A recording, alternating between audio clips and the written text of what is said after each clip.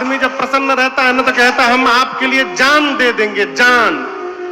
कहता है ना हम जान दे दें।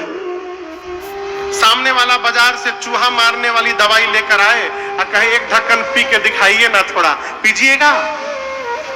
बोलिए अभी तो कही रहे थे हम जान दे देंगे, एक ढक्कन पी जाइए। नहीं, प्रसन्नता में वचन मत दीजिए, क्रोध में निर्णय मत लीजिए। महाराज इतने प्रसन्न हैं, कह रहे हैं आप कहिए, आपको कहने में विलंब हो रहा है, आप कह देंगे तो मैं करने में विलंब नहीं करूंगा, तुरंत करूंगा। विश्वामित्र जी बोले महाराज असुर समूह सतावहि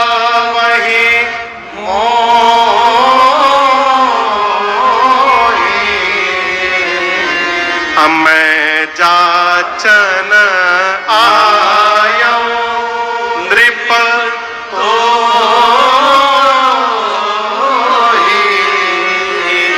महाराज मुझे असुर सता रहे हैं, राक्षस मुझे त्रास दे रहे हैं, मैं आपसे कुछ मांगने आया हूं। महाराज बोले मांगिए मांगिए, जो मांगिएगा दूंगा। तब विश्वामित्र जी ने कहा ये जो छोटे भैया है ना, अनुज समेत देहु रघुनाथ, छोटे भैया के साथ राम जी को दे दीजिए। राम जी जाएंगे, निशाचरों का अंत करेंगे और आपके राम को प्राप्त करके मैं भी अनाथ सनाथ हो जाऊंगा।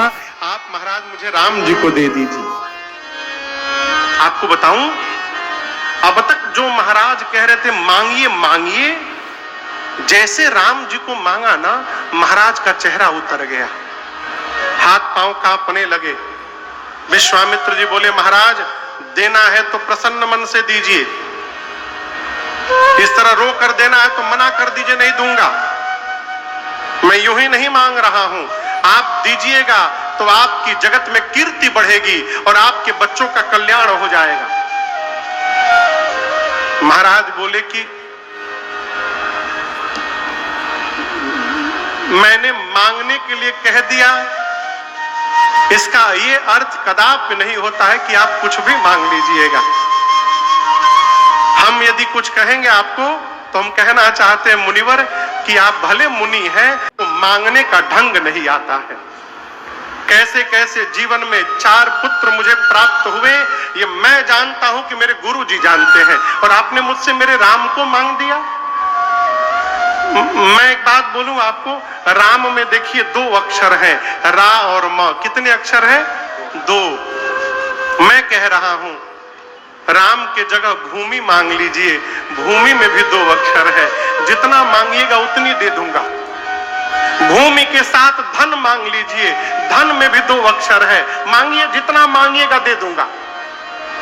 इतने से भी काम ना चले ना, कोष में भी 2 अक्षर है, आप कोष एक बार मांगिए, अयोध्या का सारा कोष लुटा दूंगा आप पर। गौ में भी 2 अक्षर है, गौ मांग लीजिए ना, राम के बदले गौ मांग लीजिए। विश्वामित्र जी बोले न भूमि चाहिए न धन चाहिए। महाराज बोले मुनिवर अब तो मेरे पास 2 अक्षर से कुछ है भी नहीं। हाँ, एक वस्तु और है जिसमें 2 अक्षर हैं, प्राण में भी 2 अक्षर होते हैं। आप एक काम करिए ना, राम के स्थान पर आप मुझसे मेरा प्राण मांग लीजिए। आप कहेंगे नहीं कि मैं निकाल कर दे दूंगा।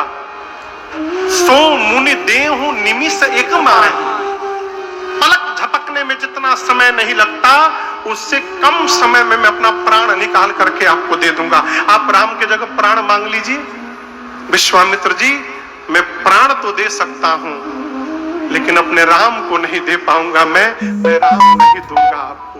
महाराज ने स्पष्ट मना कर दिया नहीं। और आपसे मैं कहूं यहाँ कथा चल रही है, आयोजन समिति है, कोई व्यक्ति कहे इन लोगों से कि आप कराइए कराइए, हम खड़े हैं ना, आप जो मांगिएगा देंगे हम आपको।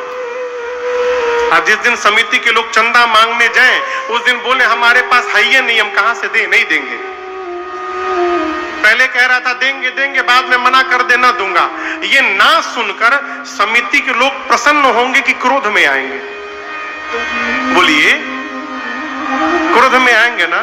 जब दशरथ जी ने मना किया नहीं दूंगा, तब विश्वामित्र जी को क्रोध नहीं आया, प्रेम आया। मन में सोचने लगे, धन्य है महाराज, हम महात्मा हैं, आप गृहस्थ हैं। आज होकर मैं जितना राम को प्रेम नहीं कर पाया, एक गृहस्थ होकर आप उतना प्रेम कर रहे हैं। आप धन्य हैं हमसे, आप धन्य हैं। लेकिन राम को तो ले जाना है। तो क्यों आए हैं?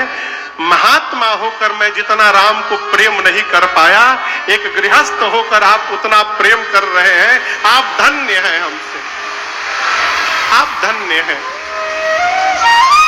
लेकिन राम को तो ले जाना है। गुरुदेव भगवान वशिष्ठ जी ने समझाया, किसको? महाराज को। महाराज, आपके चारों पुत्र यज्ञ के प्रसाद से प्राप्त हुए हैं और उसी यज्ञ की रक्षा के लिए मांगा जा रहा है, आप मना नहीं कर सकते। और दूसरी बात, मैंने राम को शिक्षा दे दी है, परंतु आयुध की शिक्षा विश्वामित्र जी देंगे, इसलिए विदा करिए। और तीसरी बात, मैंने राम की कुंडली देखी है, जब तक राम किसी महात्मा के साथ अयोध्या से बाहर नहीं जाएंगे, आपके घर में बहू आने वाली नहीं है। यदि आप चाहते हैं कि घर में बहू आए तो विदा करिए। महाराज सुने कि जाएगा तो बहू लेकर के आएगा। महाराज गदगद हो गए, तुरंत आंसू ओसू पोछे, पोछ करके अतिया दारा दो तनाया बुलाए, अतिया दारा दो तनाया बुलाए, हृदय लाए बहु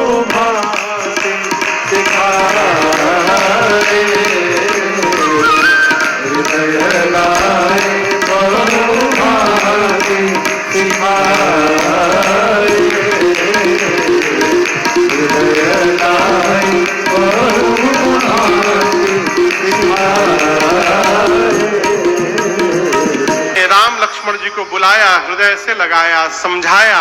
क्या समझाया? आज तक जैसे मुझसे पूछ पूछ कर आप व्यवहार करते थे, आज के बाद विश्वामित्र जी से पूछ पूछ कर करिएगा। और विश्वामित्र जी से महाराज ने कहा, मुनिवर आप ये ना समझिएगा कि मैंने अपने बच्चों को दिया है, आप ये समझिएगा कि मैंने अपना प्राण निकाल करके आपको दे दिया है। ये दोनों मेरे प्राण तत्व हैं। श्री राम लक्ष्मण जी पिताजी को प्रणाम किए, रनिवास में माताओं को प्रणाम किए, अब प्रणाम करके चल पड़े।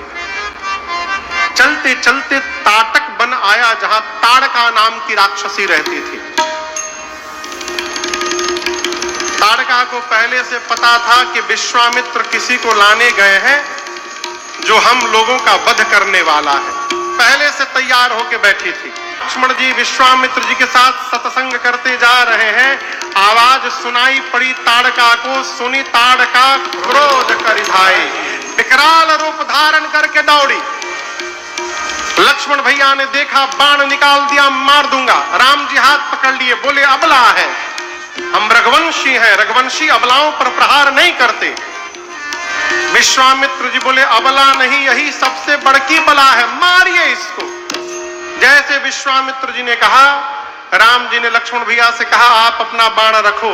भगवान अमोघ बाण निकाले और एक ही बाण प्राण हर देना, दिन जानते निज पद देना, दिन जानते निज पद देना, दिन जानते निज पद देना, अपर से निज नाथ ही जय चीनी, नित्यानिधि कहूँ बेचारीनी, के लागन क्षुधा पिपासा, तुझ कमल तन तेज प्रकाशा, आयुध सर्व समर्पित प्रभु निज आश्रम आन, कंदमूल फल भोजन दीन भगत हितकारी।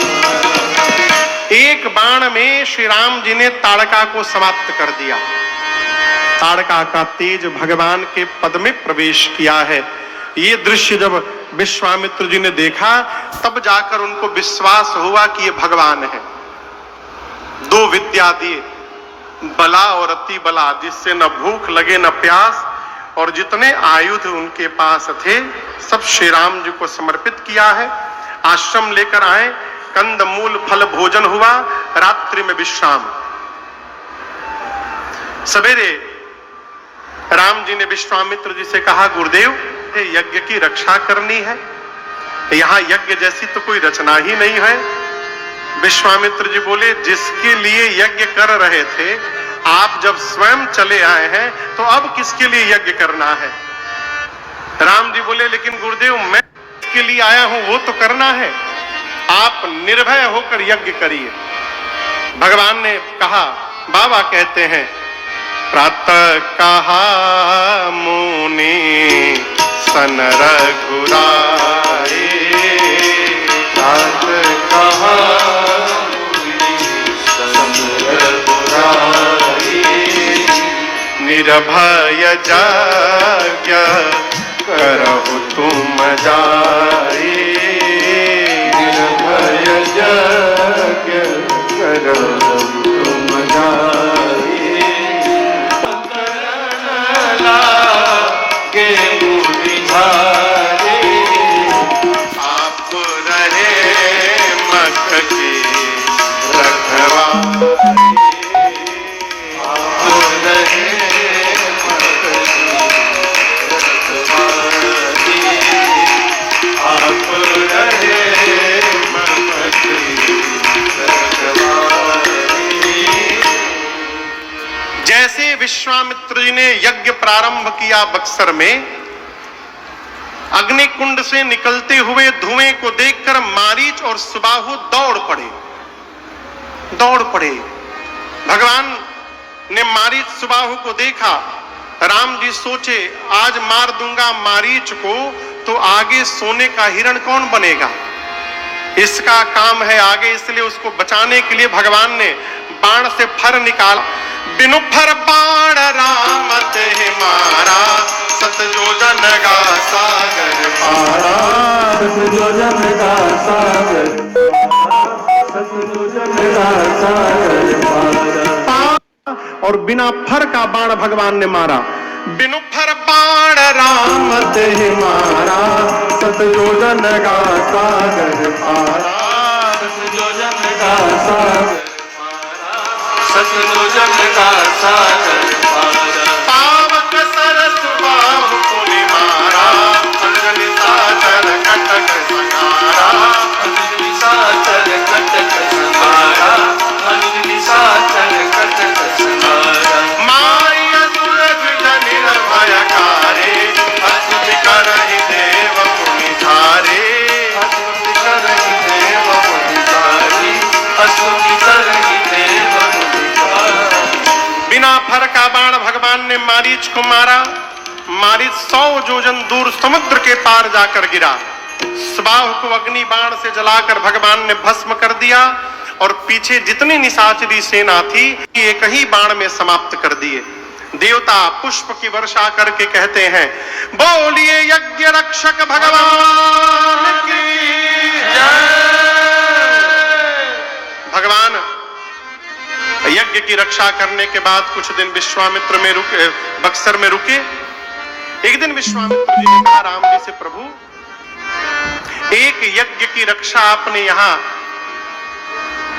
बक्सर में की है, एक दूसरा यज्ञ मिथिला में होने जा रहा है, धनुष यज्ञ, आप चलेंगे? राम जी बोले, जो आज्ञा गुरुदेव। और भगवान बक्सर से मिथिला की ओर चल पड़े।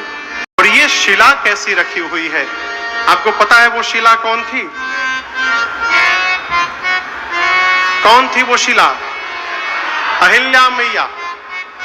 विश्वामित्र जी ने कहा, राम ये शिला आप ही की प्रतीक्षा में बैठी है, ये गौतम ऋषि की अर्धांगिनी अहल्या है। इनके पति गौतम ऋषि ने ही इनको शाप देकर पत्थर का बना दिया, और आपके चरण में जो धूल लगा है उसी धूल की स्पर्श से इनके श्राप का मोचन बताया गया है। इसलिए हे राघव, कृपा करहु रघुवीर।